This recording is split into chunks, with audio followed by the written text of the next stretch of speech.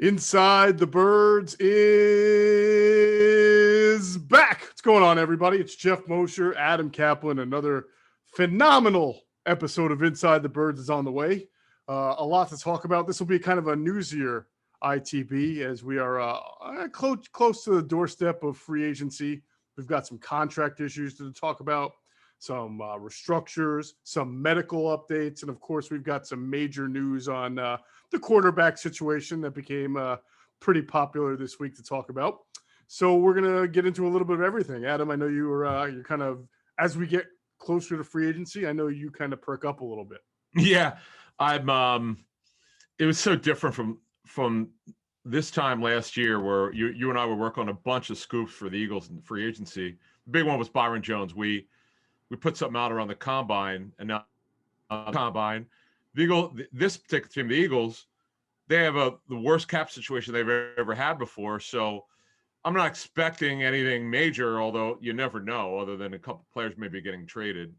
We'll see what happens. But you've heard some names that have been floated around to me. I'm still working on them, but it's and we'll get to that quarterback situation, which my good friend Chris Morrison, the notes that he put out at SportsCenter, really fascinating. I was definitely not what I had heard and what other reporters heard within 24 hours after the Wentz trade was agreed to with the Colts. But who knows? We'll talk about that. And but I do want to give a shout out to Jason Devon and Quentin Michael. This show, I've heard a lot of player shows, Geoff. You and I have listened to a lot of podcasts with ex-players and so forth. If this is the smartest show that I've ever heard, you had a great point. You and I were talking earlier off the air, and you're like, it was so good I had to listen twice. So what I said to you is, I said the first 30 minutes I took so many notes. It's just because I want to refer to this or go back to this when we get to training camp to what to look for, because I'm pretty certain I'll be able to get more access to practices. I didn't get as much as I wanted. I'm gonna look for this stuff that they're pointing out. Yeah, really fantastic stuff. Yeah.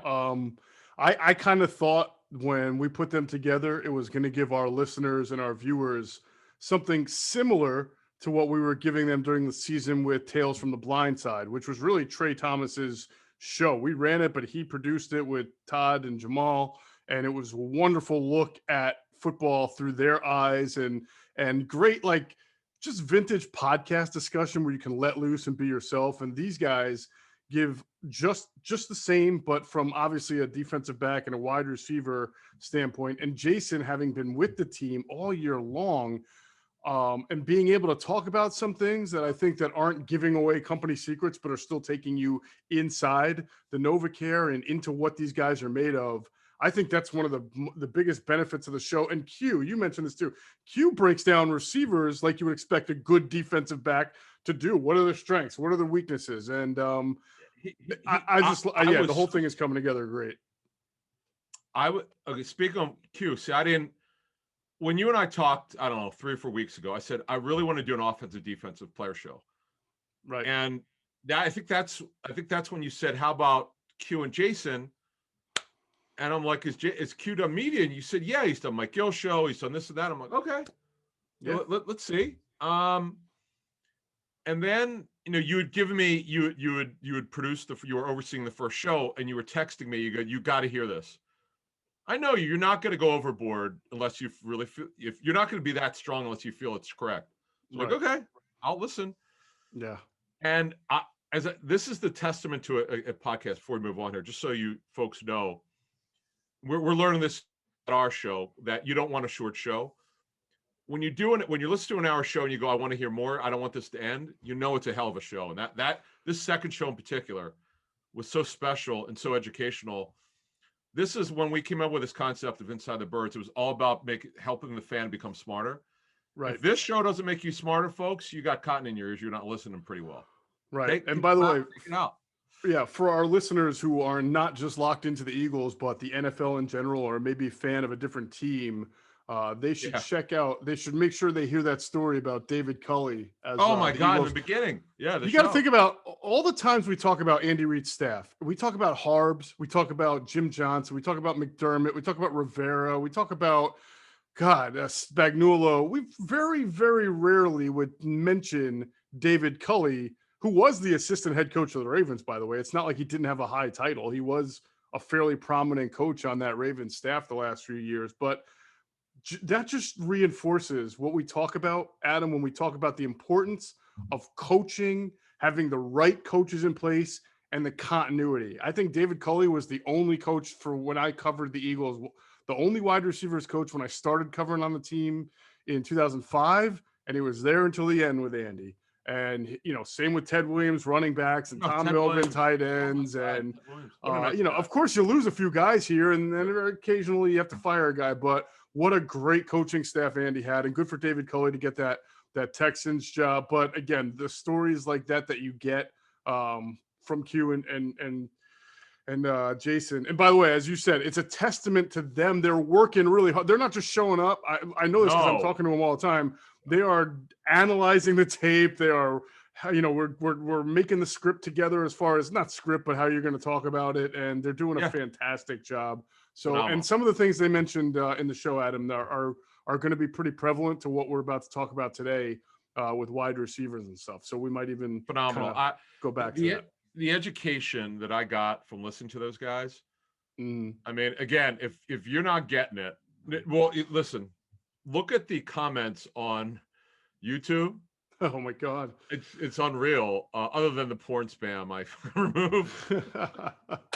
Oh, with this Russian stuff, I don't know what the hell. I'm still baffled by that. My favorite comments are the ones that say that you and I better watch out for our jobs. I saw. Hey man, let it be. Look, let it be.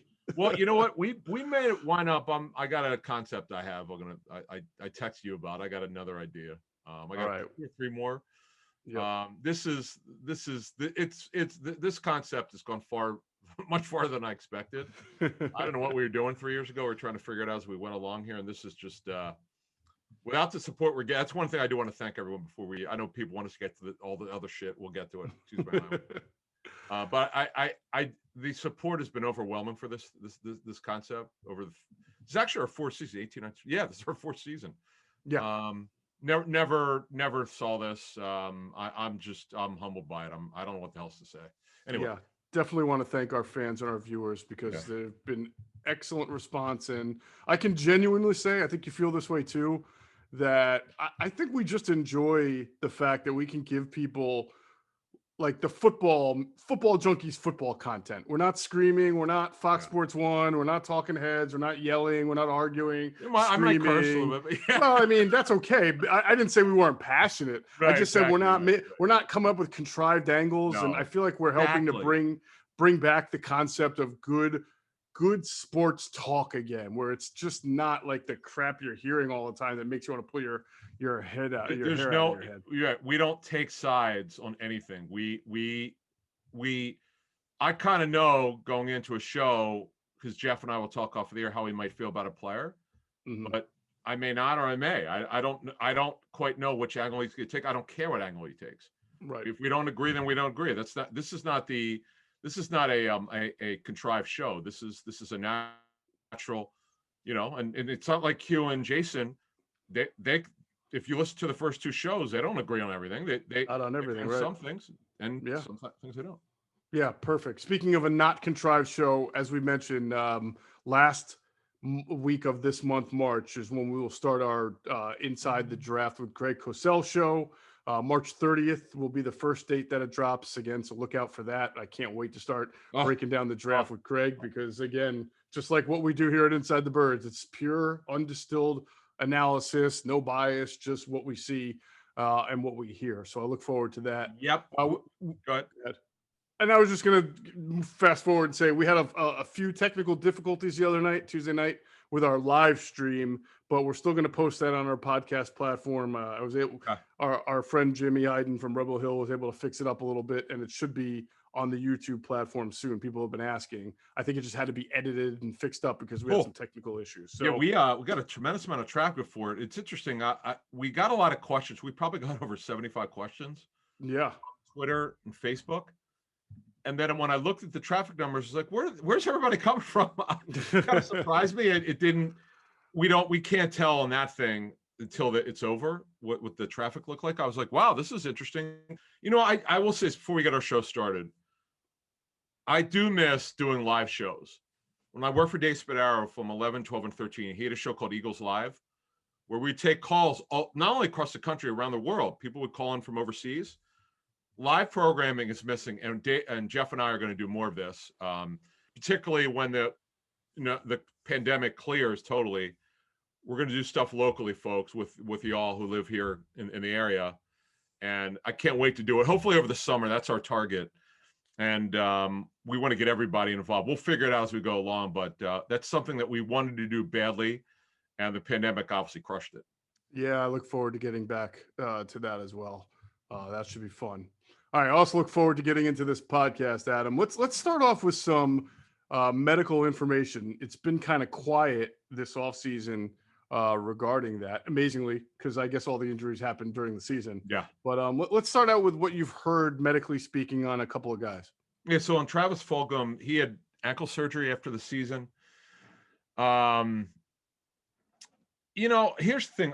What I understand is it happened around mid-season. See, here's the thing that I know people want to blame their former coaching staff for his regression and playing time and so forth, and that's an easy call. I understand it, but I also think the injury had something to do with it. And also, from what I understand, when Fulgham returned, it was when Fulgham got hurt, it was right around the time that Jeffery came back. Mm-hmm. Somewhere around that time, give or take a week or so. But so Geoff, here's the question: do they trust him? No, I know we're not going to do draft right now, but we always say, we talk about the draft in each show briefly. I do wonder if they don't take Chase at 6, is that a confidence in Fulgham? Or if they draft Chase, is it not a confidence in Fulgham? They're just going by the board. If they've got him as the 6th best player, but you know, I find it's going to be fascinating to see, because those 4 games were not a fluke.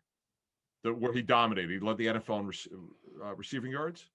He was phenomenal. The tape showed it. You don't have to talk about this a ton. So, right. Where do you see this kid right now? Well, let's start with your first question. What else do you know about it? Yeah. Let's start with the first thing you said, right? I hesitate to even come up with an answer because, you know, do the Eagles stick to their board? Do they take a wide receiver? Do they have the faith in Fulgham? One should theoretically have nothing to do with the other. I know a lot of fans don't believe that. That's how I believe. I believe you take the best player available. I agree, 100%. Yep. I mean, obviously the quarterbacks are, present a different situation, but you can never have too many very good wide receivers in this league. So to me, in my opinion, if Jamar Chase or Jalen Waddle or Devontae Smith is there, and maybe that big offensive lineman and the quarterbacks they're not into are there, then you take the wide receiver. I don't know what they're going to do. I could so we'll just leave it at that. That's my philosophy. I have no idea what the Eagles are going to do with it. And if they do take though an X receiver, I think that what you saw Travis Fulgham do last year was, I remember that Giants game where he made an unbelievable catch that he pulled out of the air from the Z spot, right? Yeah. I saw Jalen Reagor playing X, Y, and Z. The point I'm trying to make is if Nick Sirianni is as good as he's supposed to be, and Kevin Patullo and Shane Steichen are as good as they're supposed to be, they'll figure out a way to get 3 really good wide receivers on the field at one time and make it work. So I don't have any issues with it. And I think it just makes them even more prolific of an offense and helps out Jalen Hurts if that's the guy, if they were to take a guy like Jamar Chase. I'm not worried about it. All right, 2 things. You certainly can't act as if Travis Fulgham has established himself to the point where you can't have somebody to challenge his job. 2 things on Fulgham before we move to the next player. You had the scoop on our last show about the play. Hurts is going to work out with the receivers soon. Yeah, so it starts Thursday. So for a lot of people, that's when they're listening to us. It'll be at the Exos facility in Frisco, Texas. Originally, it was going to be Tuesday, got pushed back to Thursday. I know Jalen Hurts will be there. Obviously, he's the quarterback. Jalen Reagor will be there. I was told John Hightower and Quez Watkins likely to be there. Now, you just mentioned Travis Fulgham ankle procedure. So I'm not 100% sure. I did not. I think there's uncertainty about whether he's going to be there or not because of that. We'll see. So yeah, I would. Well, here's the thing. I was told it was bone spur, Adam. I mean, I don't know if Well, go ahead. You said it was a bone spur? That's what I was told. Yeah, that could be shaved off, I think. But a typical ankle surgery is going to be minimum of 6 to 8 weeks recovery. Right. I'd be surprised if he's able to work out. So, but well, it depends. When did he have this? January. They both. Yeah, we'll get to the next player, but right. Fulgham, they had him in January. It was after the season, so it would have been in January. So February, March. Yeah, I don't know that he could. I don't know that. I mean, what I heard, he's fine. I mean, I did hear that the surgery was good and he's good to go. But it's just one of these situations. The other thing about Fulgham, which I learned through multiple people, is that he could lose his confidence. This happened, I'm told, by line sources. That's one of the many reasons why a couple reasons why they cut him. He got down on himself when he wasn't given a great chance. And ironically, he was given a great chance here. And then, he struggled. Alshon comes back. He loses his role. And he was really a non-factor.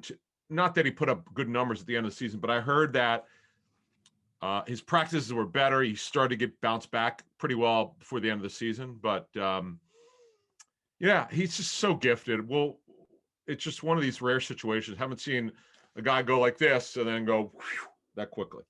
Yeah, and I won't give it away for people who haven't seen Q&A, but they did spend a while on Travis Fulgham. I remember Quentin Michael being pleasantly surprised in going back and watching tape on some of the traits that he saw with Fulgham. And Jason, who coached him, had some tremendous stories this past year of what he observed from Fulgham. Listen to Jason, JJ Arthega-Whiteside. Really good stuff. Great stuff on Arthega, yeah. Phenomenal. And both of the guys on Jalen Reagor. And then Q's evaluation of what he expected. It's so great. Jason breaks down the play where he broke his thumb. You got to hear it to believe it, because it's an super inside football. I actually replayed it to make sure I heard it correctly. I learned. I've sat in rooms with receiver coaches. I've never heard the play explained this way, what he should have done. It just really, there's no way you would know that. Even watching the coaching tape, you would have to know the receiver position. It's so over my head. I had to replay it. It was I don't, like Jeff said, we don't want to give it all away, but there's so much in that show. There's like 30 things that they said in that show which were noteworthy. I can't, if we give 2 things away, there's 28 left, folks. Don't worry about it. Yeah. But you'll know what I mean only when you hear it. Anyway. Definitely. By the way, the Jeremy Maclin anecdotes were pretty damn good as well. A couple of things I didn't know about Jeremy. The storytelling is just ridiculous. This is What else? It's wonderful. So, so that's Travis Fulgham, not serious, a bone spur, as you mentioned, 6 to 8 weeks. I'm sure he'll be fine. We'll see. I just know what a bone, like, I didn't know that. You were the one who knew about it. That's what I heard. Yeah. So I didn't, that's typical ankle surgery, 6 to 8 weeks. I had heard that he's good to go. When I say it's good to go, the surgery went well and he's healthy, but I don't know that he's able to run, cut, and start and stop like a receiver needs to. I would think that by May, certainly he should be good to go. But nevertheless, we don't even know if we're going to have workouts. And then the other one was Zach Ertz, had ankle surgery after the season. My friend Michael Silver actually put something on Twitter a couple of days ago. Someone told me, so I guess Michael put it out first, but give him credit. But what I can tell you is that he also had it in January. And I hit it on several shows that the ankle injury is really serious. It was not just your run-of-the-mill high ankle. It was similar to Christian McCaffrey's high ankle. But now what I don't know is, I don't know if this is just accumulation of issues with his ankle over time, and maybe it was 19 season 2. I don't know, but I just know he needed surgery for it, and he had it. Now I don't think it's going to matter for. It's not like it's a meniscus, the meniscus repair for a knee that's going to keep the guy out 4 to 6 months. This is just an ankle surgery. Mm-hmm. I don't think it's going to hurt his trade value. I still think the Eagles will wind up getting a 3rd or 4th round pick for him. That's kind of what I thought all along. If I'm the Eagles, I take this as far as I can go. The only way they would get cap relief right now before before obviously next week is by cutting him.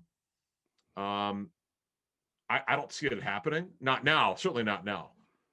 I'm not saying that wouldn't happen after the draft. If this thing, I don't expect. I don't see this going on much longer.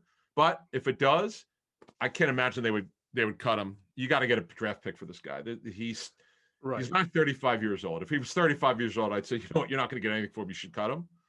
Right. You got to remember, you got to get compliant first. Before, exactly. Because any trade can't be consummated technically until after the start of the new league. Correct. Right. At 4, it's 4. Like technically, they always say 4:01 Eastern. Like the Wentz trade. I was looking it up earlier this week. The net they'll get a cap. Like they save $25.4 million in cash and cap, but then they take the proration of all the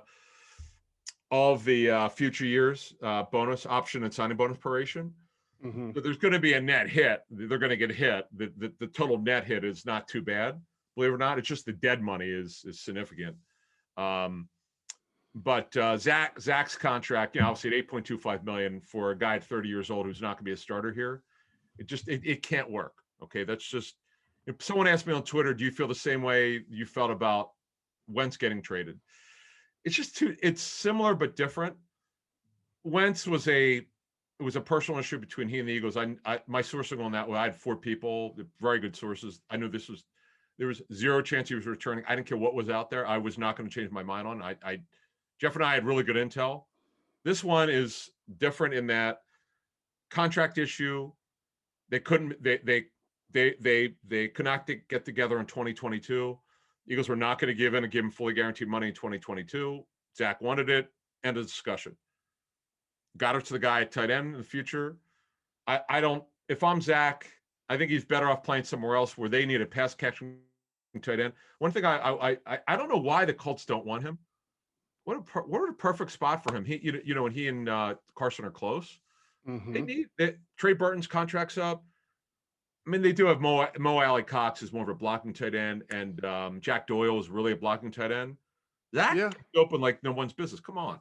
Yeah, no, I was surprised. I know the Colts have a lot of cap space, and I know some of that though, like 70 some odd million. I know, but don't they have? I mean, first of all, they've just taken on Carson Wentz's salary, which isn't exorbitant because a lot of that drained to the Eagles, but it's they'll still put him over 140. Salary.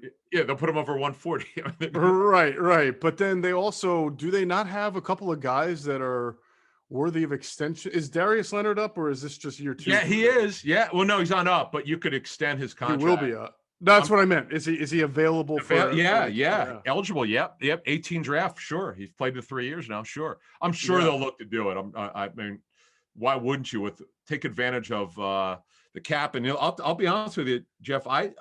One thing I do want to mention as we go along in our notes here, I had a GM tell me earlier this week that he does not agree with what's out there about the cap going significantly up next year, even with the TV money. And I said, well, why do you feel that way? Why he does not agree, is what you said. Right. He doesn't agree with it going up significantly. Wow. Like everyone's. I said, why would you say that? He goes, could you tell me that we're going to have full stadiums? I said, yeah. Now you say that, I'm sure we're going to have fans if the COVID numbers continue to go down. He goes, do you know how much money teams lose by not having fans? I'm like, okay. He would know better than I. Yeah, that's a fair point. I do remember having Andrew Brandt on, and he broke it down, telling us that stadium revenue really is only about 20% of it. I mean, that's still significant, but that TV revenue was way more. Oh, sure. But again, if you're losing, I don't even know what the number is for no fans, right. or I know handful of teams had fans, but anyway, even if it's costing you 50 million, whatever the hell the number is, and how you break it down by the cap, it's still lost revenue that they're not going to have. And he goes, he doesn't think it's going to be the biggest jump. The TV money obviously is a major jump, but he doesn't think it's. Some people projecting the cap to go up 30 million next year. He goes, I just don't see where they're getting that. And I was like, okay, I don't know. I think he talked to his team president, And he was just, they were exchanging some notes. I just thought it was interesting. We'll see what happens.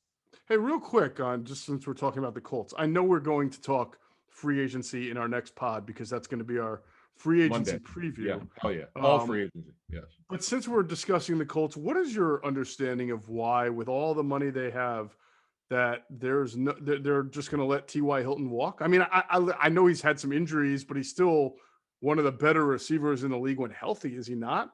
Yeah, unfortunately, he's now 30. The last few years he's been hurt a lot. Wow, I didn't Yeah, realize. I know. He It's funny you mentioned him. He was for many years one of my favorite players. Yeah, just a stud player. What a great story. Mm-hmm. Ryan Grigson drafted him, by the way. His best draft was the Andrew Luck draft, 12.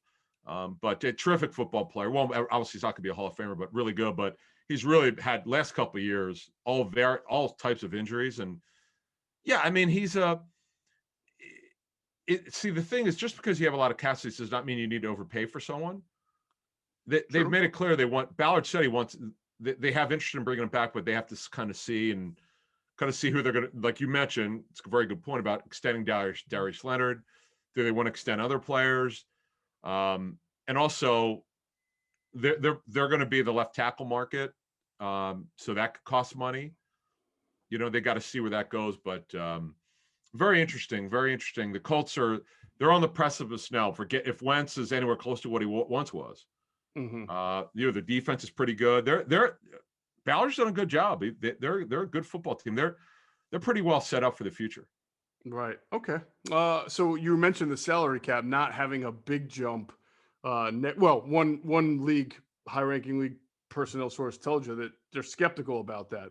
We do know 22. now. Yeah, he said 22 for 2022. Right. We know now that the one for this year has been set at 182.5. Correct. Yeah, and it's down 15.7. Yeah. Yeah. You know, it's funny when they announced that 180 was definitely going to be the lowest it can be. I think there was a sense, well, that's not so bad. Maybe you can get it to 190. It's really just only a little bit higher now, 182.5. So that did the Eagles no favors. I would tell you, teams are working on 180 to 185. They were pretty confident it would be somewhere in that range. Okay. They're in the middle of it. You know what? It's interesting. So as you hear this Thursday morning, there have been very few cap casualties. The Titans cut a couple guys who are older in their 30s. Vaccaro, the safety, and Malcolm Butler. Butler had some money becoming fully guaranteed, so they decided they're not going to pay it, so they cut him. The Saints, though, the Saints are the one team that's cutting guys I know they want to keep. I can't imagine they're eating $2 million of Emmanuel Sanders' roster bonus. He has $2 million fully guaranteed roster bonus. They cut him. That one I was not expecting to happen. The Saints clearly are cutting guys because they have a cap issue. Whereas the Bills, they cut John Brown. I thought this was going to happen. They drafted Gabriel Davis to eventually take his job. That's probably going to happen for you in fantasy. Go get him. That one didn't surprise me. The Quentin Jefferson one, I mean, they paid him $6 million for 1 year. They could have kept him. That surprised me a little bit. And they had a cap issue. They were tight against the cap. What about Hassan Reddick? Did that surprise you? Did the Hassan Reddick surprise you? Hassan Reddick mean not getting tagged? Yeah, just the fact that he's going to be allowed to become. Yeah, well, see, here's the thing with Hassan Reddick. Temple's own Hassan Reddick. Before 2020, right? The guy had been. I mean, you call him bust. The guy was a bust. Didn't do anything. Yeah. Right. Tweeners, an outside linebacker, he's an inside linebacker. I was at that Senior Bowl, his 17, I guess it was. It was unbelievable. He was thought to be, and this rarely happens, Geoff. And I always scoff at this guy's moving up draft boards. It's mostly nonsense. It's one of the first times I can remember the guy absolutely moved up because of the Senior Bowl. He was thought to be a late second, early third round pick. He became a first round pick because they line him up everywhere in that Senior Bowl. He was unblockable. He was unbelievable. Great kid, by the way. And what happened is Chandler Jones got hurt, and he had to start, and he had 12 and a half sacks. Right.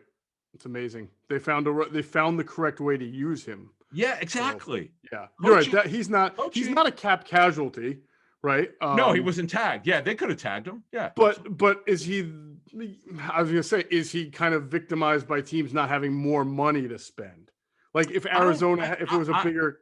The problem is if you tag him, you're basing it on one big year when he'd done nothing before that. And yeah, that's fair. And here's the thing: they brought in J.J. Watt. They brought in Chandler Jones is back. It's not like they can't re-sign Reddick. It's like the Packers. I strongly believe that they're going to bring the Packers made a decision. Though they restructured maybe a couple contracts, they're not doing what the Saints did. Right. They're tight against the cap. They're over the cap, but it was only like $10 million. They made a decision. They're not going to do a slew of restructures just to bring back a running back. It doesn't mean that they can't bring back Aaron Jones next week to get his cap to re-sign him. 3 or 4 year deal to make sure the first year cap number is small. Remember, you cannot massage franchise numbers unless the only one I've ever seen do it was Ngakoue, and he won it out of Jacksonville. Right. You can't do it. It's got to be fully guaranteed at that number unless the player agrees to it. And that, like, again, never happens. It's the only time I've ever remember it happening. Sure. So, okay. I'm just curious about that. We will certainly get into more free agency in the next podcast because it's a good discussion, man. Awesome. The Eagles won't be major participants, but I do think it'll be interesting to talk about the league and how the balance of power with certain guys going to certain places. I do think there are going to be a couple names that you go, oh, this is an interesting name that they're probably going to be involved with. But it comes down to where the number comes in. This is not a normal year. They're actually, the thing that surprised me looking at the cap numbers.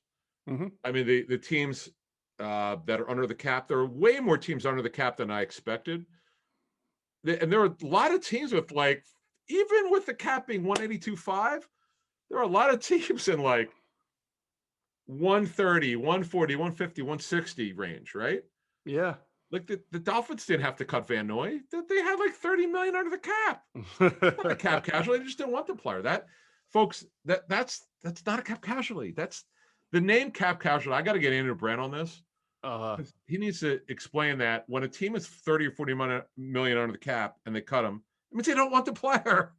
I know. I'm trying to think of the last real cap. I remember DeMarcus Ware when the Cowboys just couldn't afford him, had to cut him because to get cap compliant, and certainly went to Denver and won a Super Bowl there. He was still a good player. I'm trying to remember the last team. Here's what GMs have just been really smart. As you're mentioning, for the last 5 or 6 or 7 years, a lot of teams have been under the cap going into they have not had to scramble too hard to get under the cap. Couple teams, but not many. The Vikings were in a tough spot. They cut Riley Reef, was very average. That one did not surprise me because there were rumors in league, around the league that he was going to be cut last year.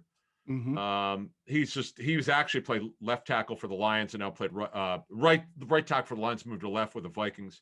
Very average player. But anyway, Isaac Seumalo, by the way, did restructure his contract. According to NFL Network, it's over $2 million. The other thing is, remember, they cut the two Trayvon Hester and Blake Calmas. Those actually, it's interesting. Have they cut them after? If they cut them on March 17th after 4 o'clock, it wouldn't help them because they would not have counted against the cap. They're not part of the top 51. Right. Now they do. It's 1.1 million they save. I'm not saying ignore what's out there, but most of the number where the people where these bloggers think the Eagles are with the cap is rarely right. As teams will tell you, the cap numbers are fluid. The media does not have the exact numbers the clubs have. But I was given between 25 and 28 million. They're under by a pretty good league source who would know about these things, who looks at every NFL team. They still got work to do. Work to do. And I'm very curious with the Zach Ertz, that situation, which will help them obviously after the thing is set, but actually getting what helped them really manage the cap after March 17th at 4 o'clock.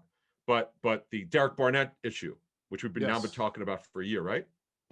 Yeah, about that. We knew this day was coming. I want to get into Barnett and some other ways that they can maneuver to start to shave off this last 25 to 28. First, let's tell them about our friends at PHLSportsNation.com, doing an excellent job, the best, enhancing the fan experience, covering our Philly sports teams like nobody else. So make sure you're checking them out, PHLSportsNation.com, and also on Twitter at PHL Sports Nation. Let's pause real quick for another word from our great sponsors, including our friends, of course, at Sky Motor Cars.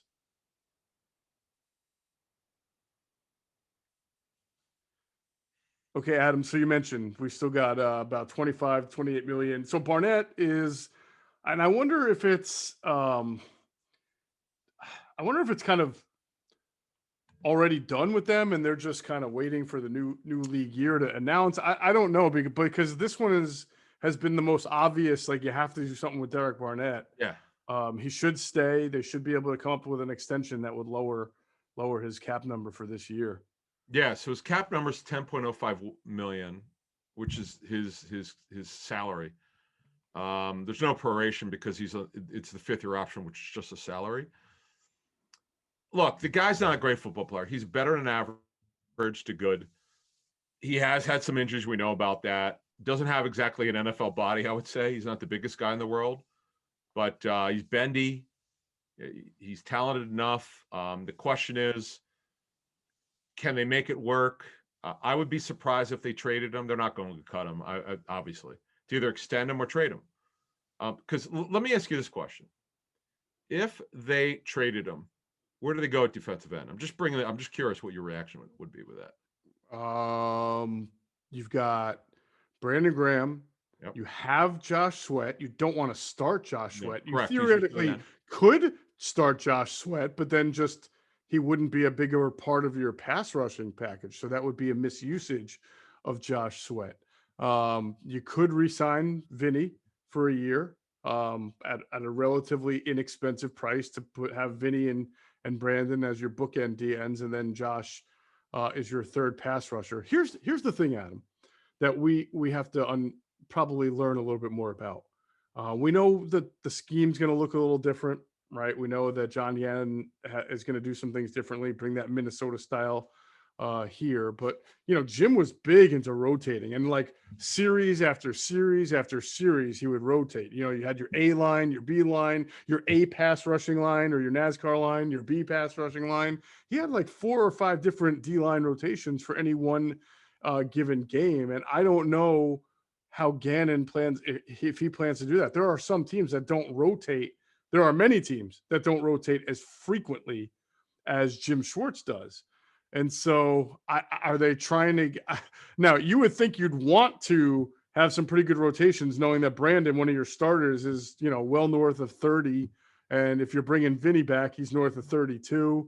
And that your other guys, Josh Sweat, has a knee thing going back for to high school, I think it is. So, I mean, I do think they're going to draft at defensive end, but you can never guarantee that, especially with this team lately, that the guy you draft is going to be ready to play from day one. So I don't see any real choices that they have. I mean, they have choices, but I don't see why you would want to move on from Derek Barnett, because he's not going to be very expensive for you to re-sign or extend.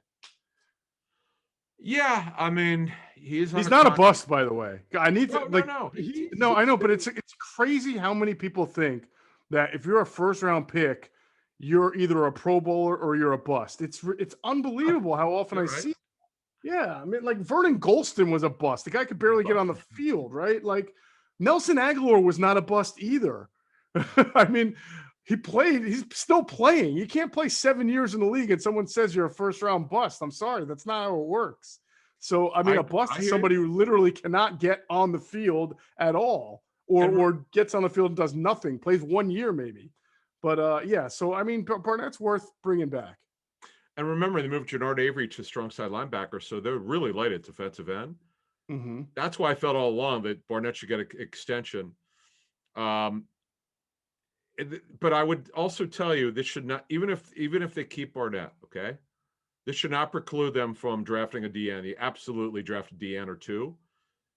Brandon Graham, I just don't see him. He got 1 or 2 years left, you would think. I mean, obviously he was terrific last season. But once you get well into the 30s, guys could lose that juice. You don't know, not from effort, but just from talent. Sometimes you lose it. You lose your legs. So you got to keep an eye on that. And that would be defensive end. So, also, when Darius Slay's restructures and Kelsey's restructures, what the Eagles did with Slay, I got a couple of days ago. I got these breakdowns. So the Eagles are the absolute kings of dummy years. Actually, I should say the Saints and Eagles are dummy years. And you know what, by the way, other teams, because of what's happened with the cap this year, are doing them. Not just the Eagles and Saints, but more teams are doing it. What they're doing is doing what are called simple conversions. They're taking veteran contracts. They're taking that big salary, convert to signing bonus. Well, that's what the Eagles did with Darius Slay. They took his $12 million base salary. They converted almost 11 million of it to a signing bonus. Lowered his base salary to 21 from 12 million to 1.07 million, which is the veteran minimum for his years of service. But here's the issue, my friend. We did a dummy. We did the last spring. We did that dummy contract show. Here we go. Right. Slay's cap number 22 in 22 is 22.035 million. In 23, 23.035 million. 24. Now these are where the two dummy years come in, because the 22 and 23 are obviously are the proration increases because of the sign and bonus proration. And then you got two dummy years that have there's no cash on it, but you have just over 2 million in proration, which is not a lot of money, but Slay's 30, man. I mean, he was solid. He wasn't great. He was solid. Yeah. I don't know how good he is, Geoff. If he has a terrible year, that's what I mean.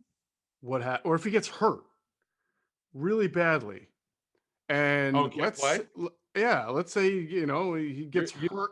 Let's say he gets hurt 8 games, like Alshon, right? If he has an Alshon-like injury halfway in the year, it's Liz Frank. It's gonna make it impossible to move on. Even if you were gonna cut or trade him, though, all the money that you're talking about that was deferred now drains into next year's cap, right?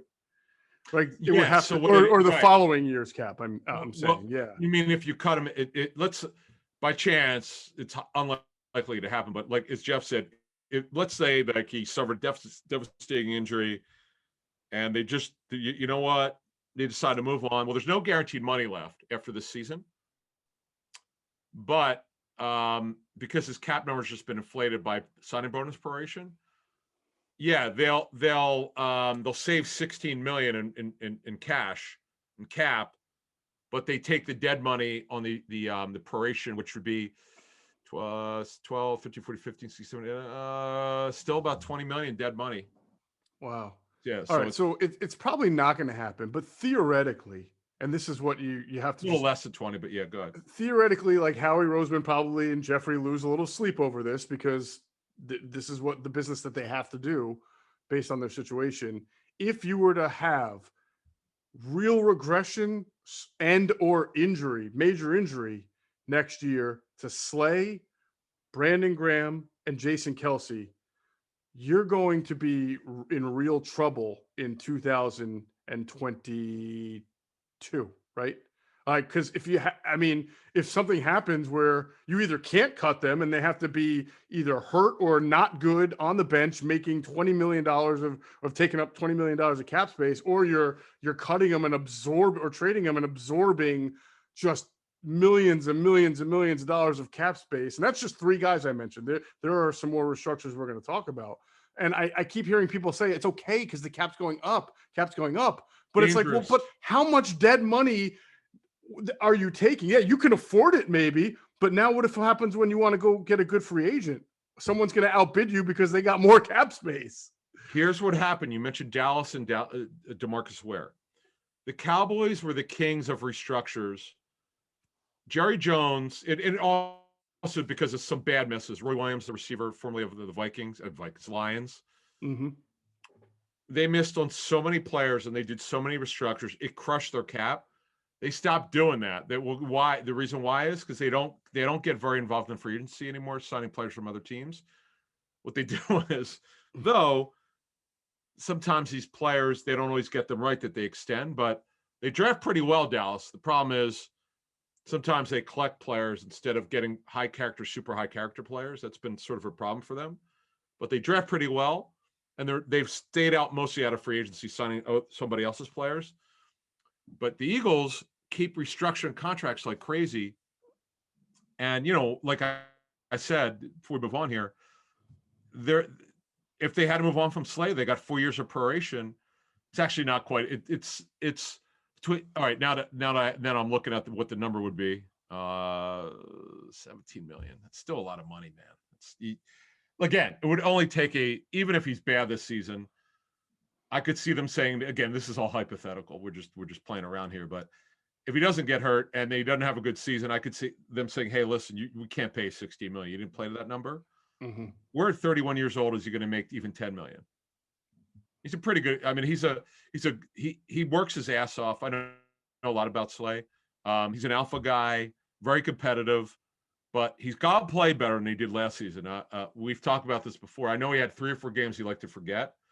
Most of the other games are really solid, but when you're being paid $16 million, you got to shut guys down who are the best receivers of the National Football League, and that didn't happen to some of the best guys. He's got to do better. No doubt about it. Boy, you mentioned Roy Williams of the Lions. Is it he and Mike Furry, who each had like 200 yards against the Eagles in that game, and then Kevin Curtis had something like close to 200. I just remember that ridiculous Lions-Eagles game. You know what's where crazy? That was John Kitna threw for like 450 yards. That game was here. Okay, yeah, it was hot as bleep. It was the uniforms, the Swedish uniforms, the blue and white ones. Terrible. I think. The Eagles were the light blue and the yellow. And Kevin Curtis had like 3 touchdowns for like 190 yards. Why do I know this? Because John Hansen and we do the fantasy show for years. We just talked about it this week. What are the chances of that? Oh my God. Did Mike Furry's name get dropped? Because he was a big star. That's why. Because we talked about Mike Furry, who's the receivers coach for the Bears. John was doing some trivia, and I didn't get it. And he said something about Mike Furry, 110 catches. Like had to be Mike Martz, because Mike Martz was the king for fantasy with all his receivers were, Torrey Holt and Isaac Bruce. Show on turf, yeah. Right.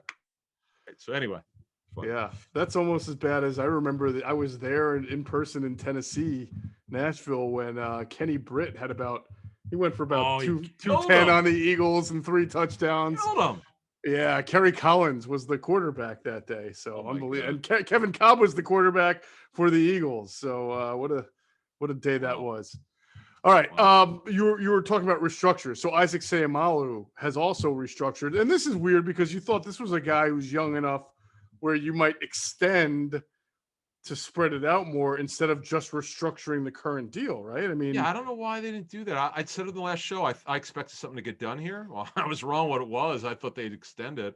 Mm-hmm. I mean, he signed only through 22. He had 2 years left. He's going to be here a long time. It's a good football player, folks. He really struggled in 16 and 17, and I remember it was one of our first couple shows in 18, and I had a little bit of a note where I heard the late one on for him, and all the struggles he had with focus and confidence. That was all out the door. I'd heard that he got his stuff together. And ever since then, he's been terrific. Really, he's not a Pro Bowler, step below, but he's a solid football player.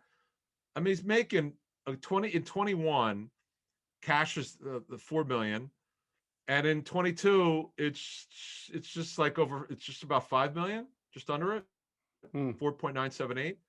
Why not extend him off that? But I'm not a cap guy. I just talked about it, so okay, fine. But we joked about it last show. I don't know if there's anybody left who's not on a rookie deal that they haven't, because you can't do it for a rookie deal unless you're 3 years in. 3 years in, right. And then we've already talked about the Barnetts and the Josh Sweats of the world.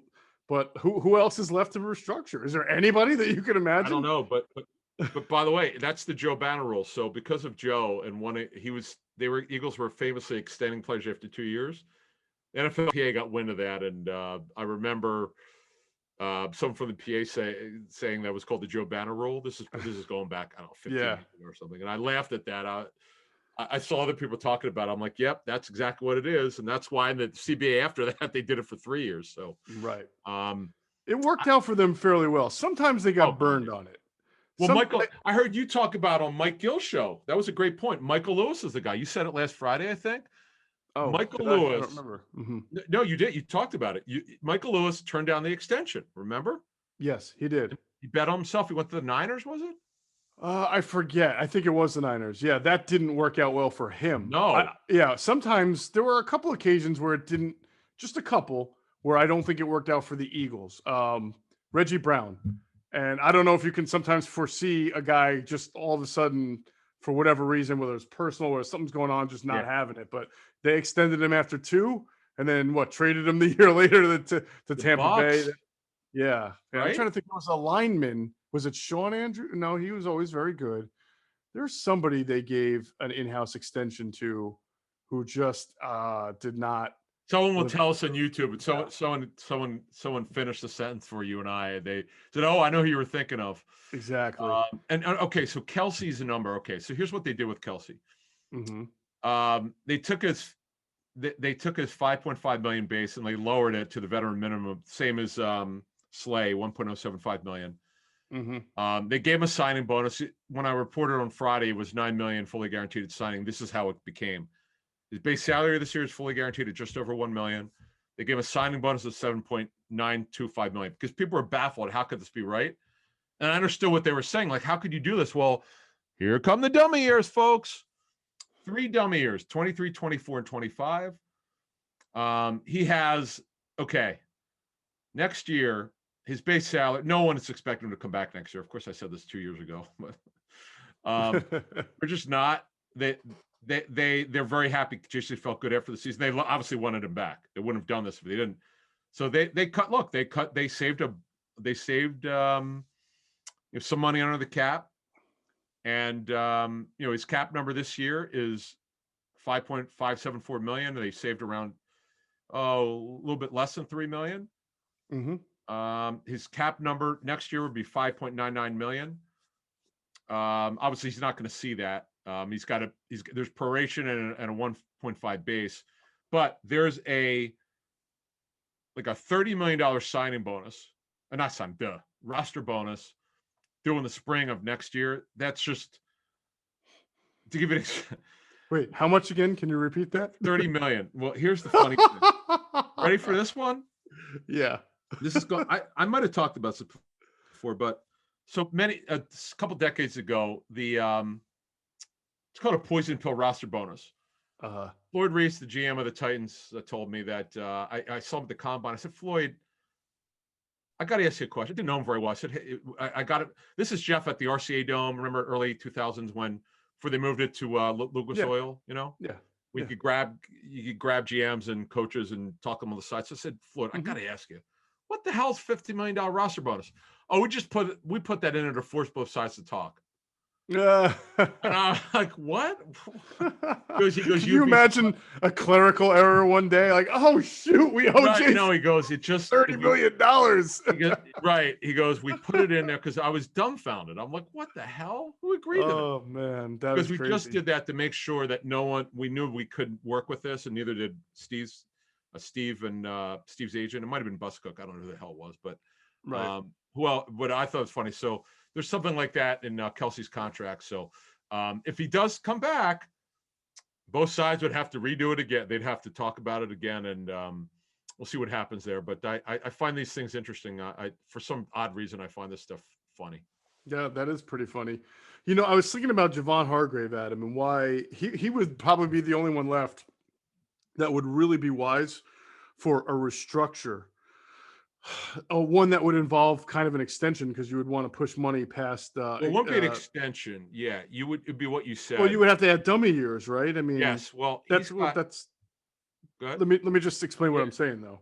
He might be reluctant to do it because he may not want to be on the books at all for anything beyond the third year.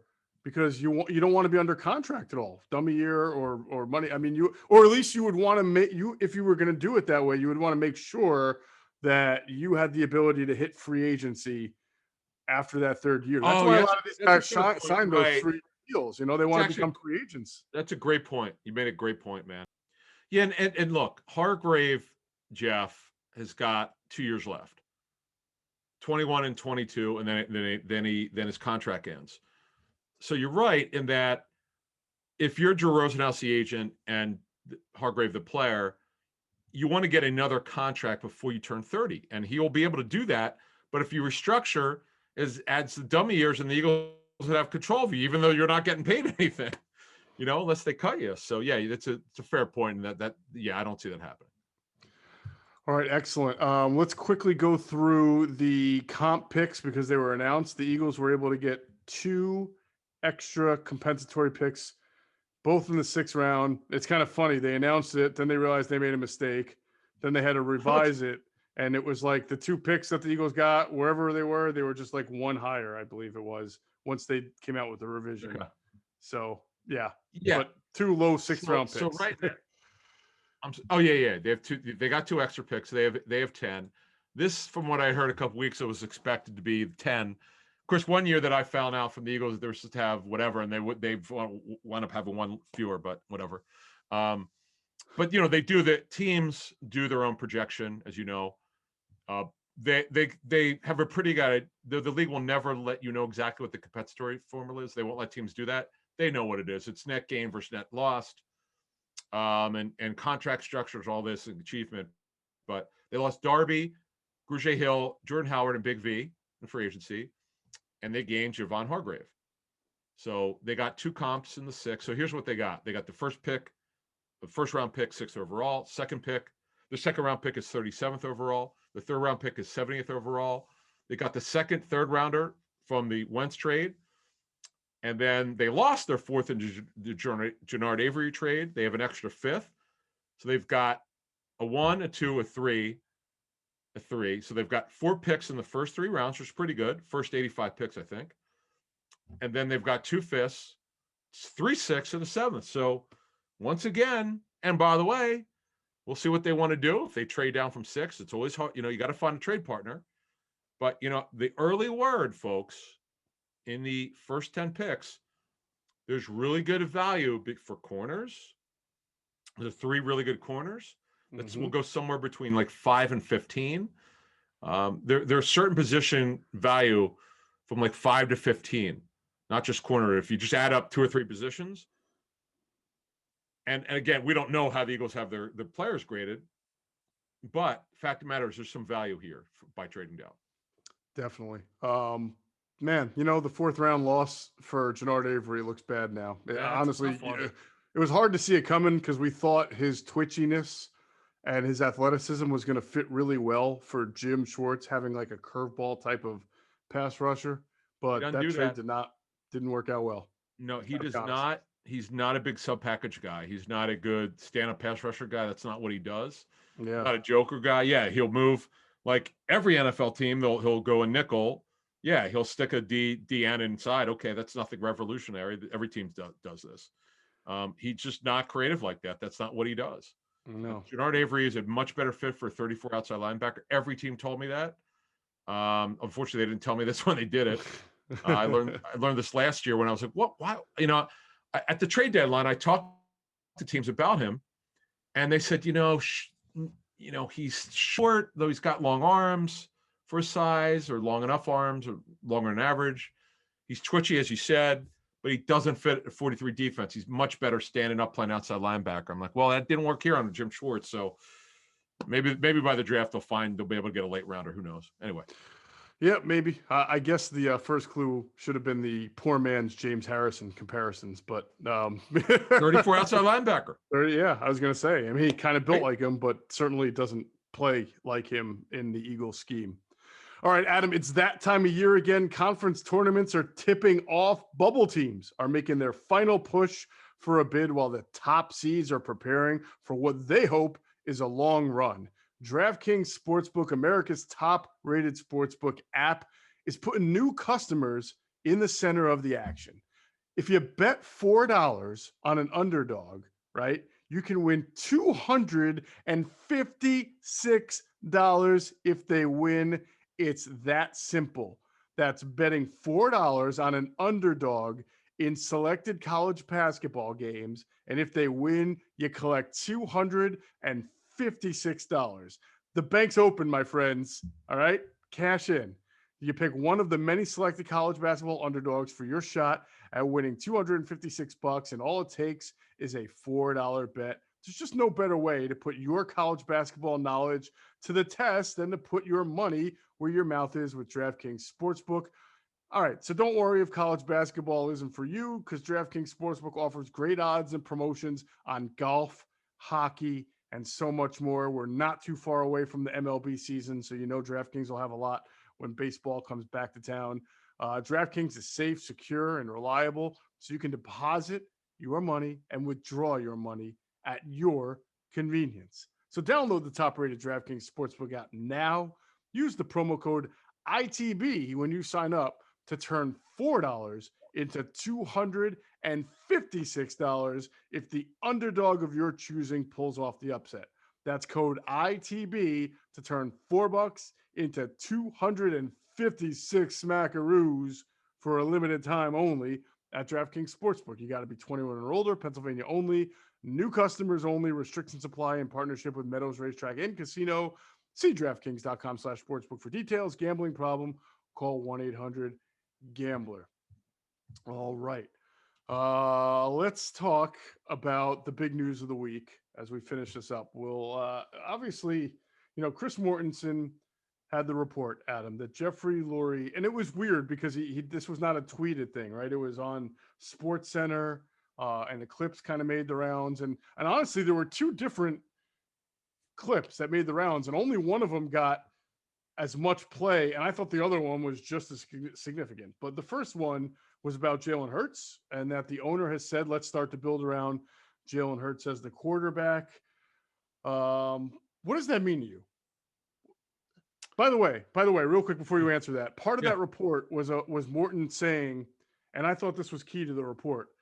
He basically said it's known that what Geoff wants is what Geoff gets, which is a very interesting way to word or summarize the entire report that he had. I'm sure Mort's right. I work with a guy for 4.5 years. Anything he says, I believe it. I'm just surprised. A couple levels here. It wasn't just me saying it after the draft. It was reported elsewhere that they were going to bring in competition. They weren't just going to hand him the job. Right. So, I checked into it after I heard about it, and I said it on our show. Yeah, that's what I'm hearing. It is true. I wanted to make sure that it was accurate, because it was just interesting that they, I want to know exactly what their plan was at quarterback for Hurts. Is he definitely going to be the guy? Well, now with more stuff, the owner wants him to clear the decks. Doesn't want any competition. But you and I talked about this. I think was it our Monday show? On our live stream Tuesday night. Live stream, yeah. I'm sorry, thank you. Yeah, it was our live stream, and I'm just going to repeat this. You made this. This is a great point. How are you supposed to determine what's not competition or competition? What do you grade them? Okay, now Joe Flacco, not quite competition, but Andy Dalton's competition, so we can't bring him in. Like, what are you going to do? That's what I don't get. In Jalen Hurts, you have a quarterback who has shown you that he may have some potential to be a player in this league, okay? But has really proven nothing other than being able to really navigate and handle an awkward situation with tremendous poise and leadership. Can't take anything away from Jalen Hurts.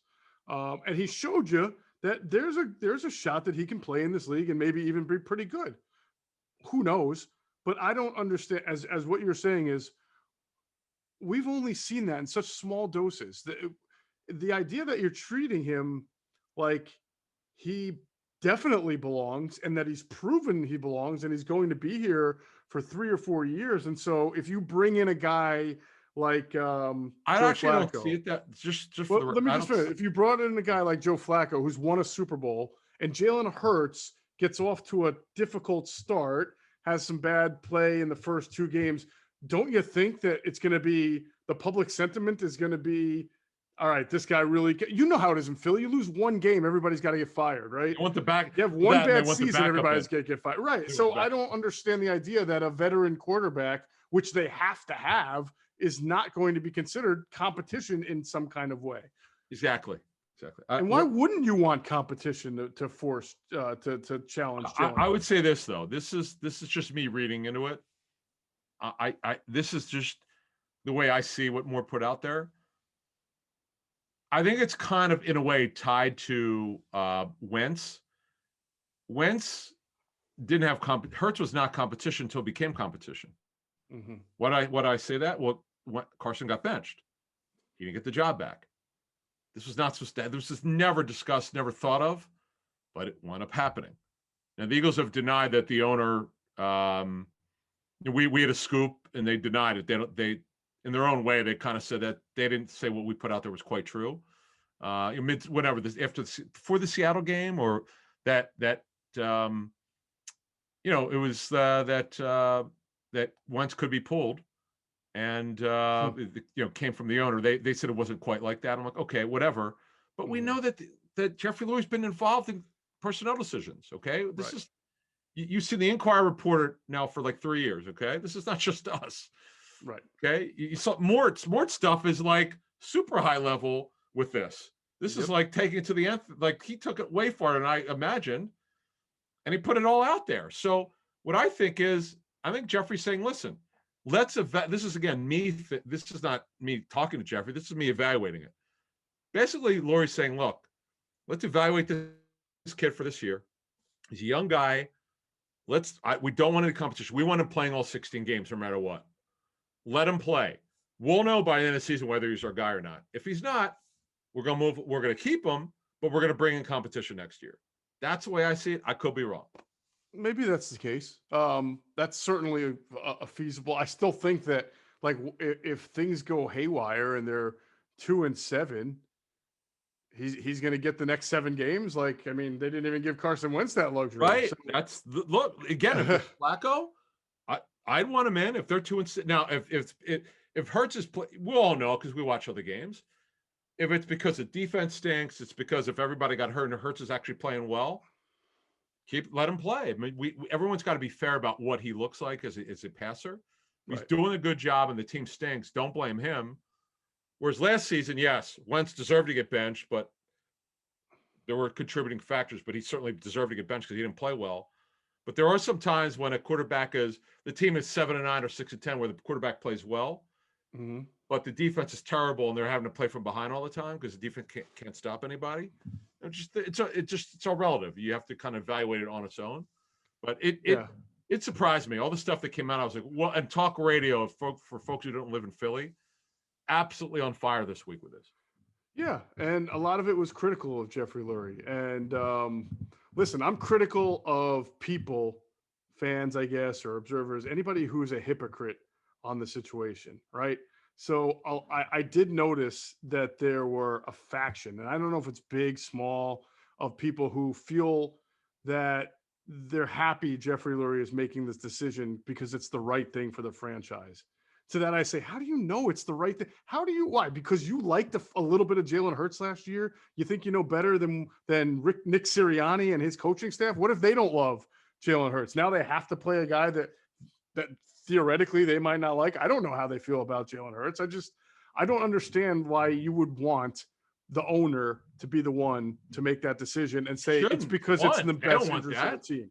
So the hypocrisy of that is when you and I report that, well, the owner is involved in making some draft picks, right? And he's having a heavy influence in it. And one of those guys is JJ Arcega-Whiteside. Everybody goes, oh my God, how can the owner have influence in that? You can't be happy about one, disregard the other, and just be okay with it. You either think this is a good process or you think it's a bad process, because at the end of the day, even if you agree with some of it, you're going to be pissed, because if you don't have a consistent process, you're going to have failure as an organization. That much I can pretty much guarantee, that if everybody's not on the same page, or the guy who's making the calls is not the one who should be, that's not going to be, you're going to have the ups, you're going to have the downs. Yes, he may get a few things right, but then the Arcega-Whitesides and the hiring of firing of coaches, which normally should be done by the head coach. This is all, I mean, people need to learn how history repeats, right? How many people were happy that Jeffrey Lurie stepped up and said, you know what, we need major offensive coaching changes after the 2019 season? Well, that's what happened. Mike Groh got fired. And people will try to tell you Mike Groh is the worst offensive coordinator they've ever seen in their life. Well, how do you feel about him now after what you just saw in 2020? He wasn't a part of that mess. In 2019, his offense wasn't awful. It was 12th overall. It was 3rd in the red zone, and it was 4th on 3rd down. You would sign up for that for the 2020 team right now, right?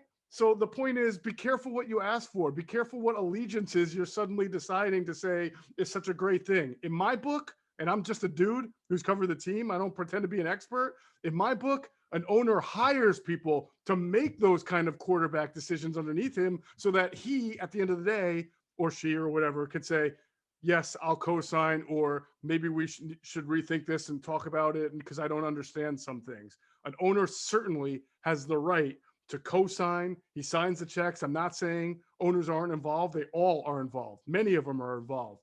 Making decisions is not involvement. There's a clear distinction that people need to understand. Great summary.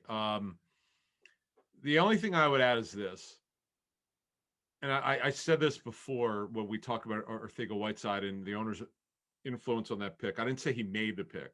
Correct. They felt it. I think Geoff McClain had a similar story. We actually put this out a year ago, but he had some really good stuff on this. Mm-hmm.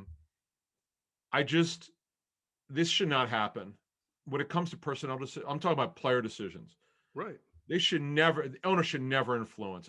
Like Jimmy Haslam put tremendous pressure on the personnel staff when they drafted. It was actually after Banner got fired. After Banner and Lombardi got fired. It was Ray Farmer to draft Johnny Manziel.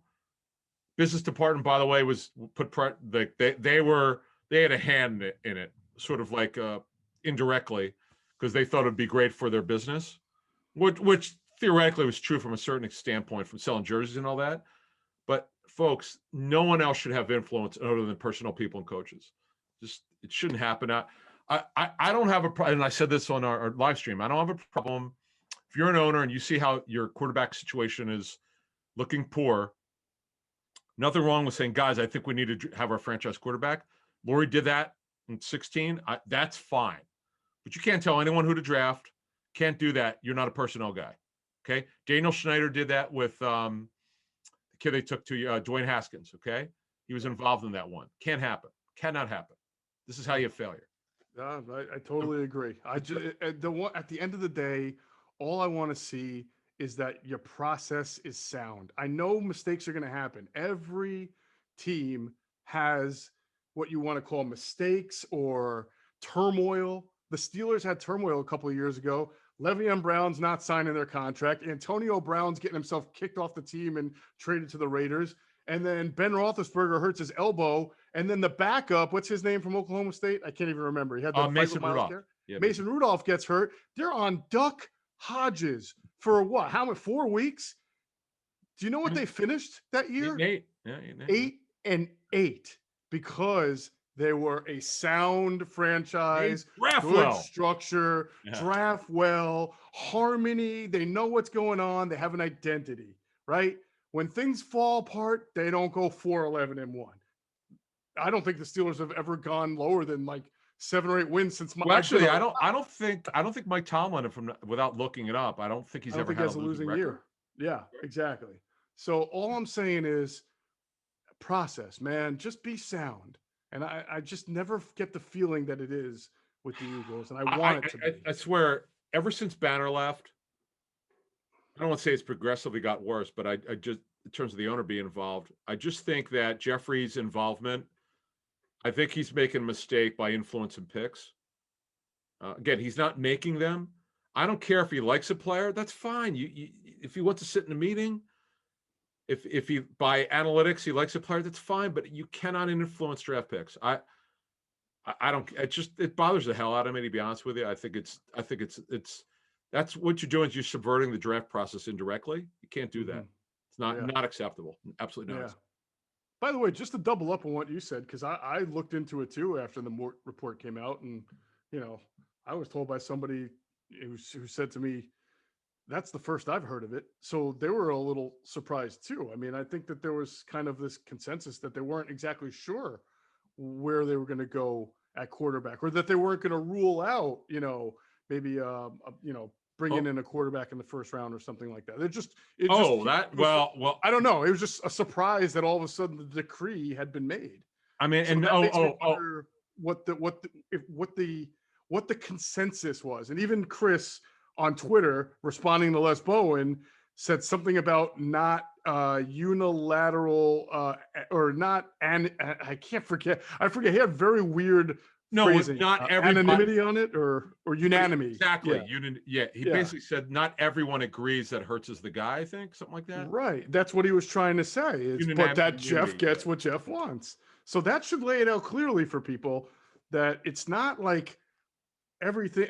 Again, being on the same page, going together as one. I just don't know that that's going on with this. I think the reason why I'm sure Mort's report is correct.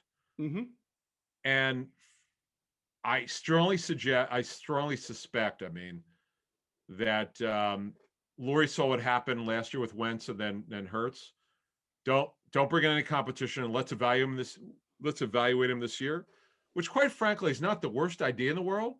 But let your front office and coaches make decisions. As you said earlier, these coaches are inheriting this roster. Are you already tying their hands? You can't do that. I agree. I agree. Anyway, I'm not even a fan. It pisses me off. What can I tell you? Yeah, you just want a sound process, That's Thank all. you. Yes, great way to say it. That's all. All right, next podcast, we'll hit in free agency hard. We'll see what happens between now and then. We'll recap everything. And I'm trying to think if there's anything. Oh, make sure you're checking out InsideTheBirds.com. Andrew DeCecco just did his first Ask Andrew. He does that well. People like to get his thoughts on the draft, so he's got his Ask Andrew column up there as well. Everybody have a great weekend, and we'll be back Monday morning. Thanks for listening to Inside the Birds, the leading podcast in Eagles intel. Want to thank our producer, Hunter Brody. You can check out his work on YouTube. His channel is called Sports Talk with Broads. His Twitter account, @Broads81. And as always, we thank you for flying with us inside the Birds.